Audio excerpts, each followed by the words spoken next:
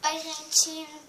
Hoje o vídeo começou assim, não começou com a introdução, que só teve uma vez, mas eu pretendo fazer toda vez, tá?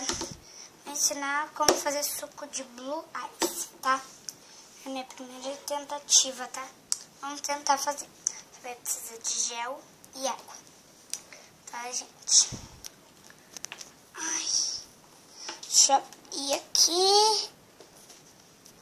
Bom, a gente abrir e você vai colocar um pingo aqui na mamadeira.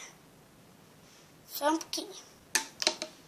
Deixa eu deixar mais ou menos aberto. Aí você pega a tampa e bate.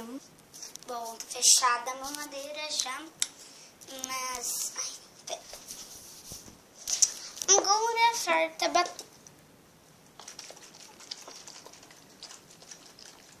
Vamos ver se minha tentativa vai dar certo.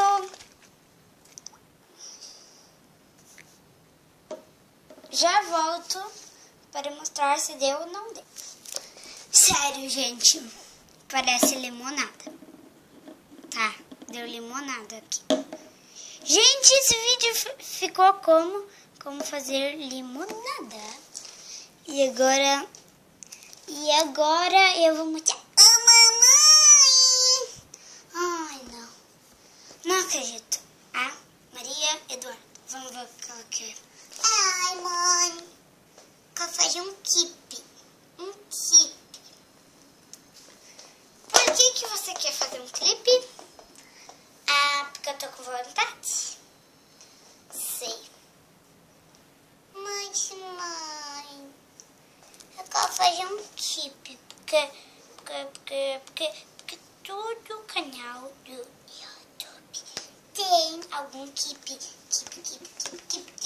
Eu quero fazer um kipe.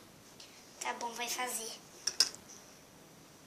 No próximo vídeo, clipe da Maria Eduardo.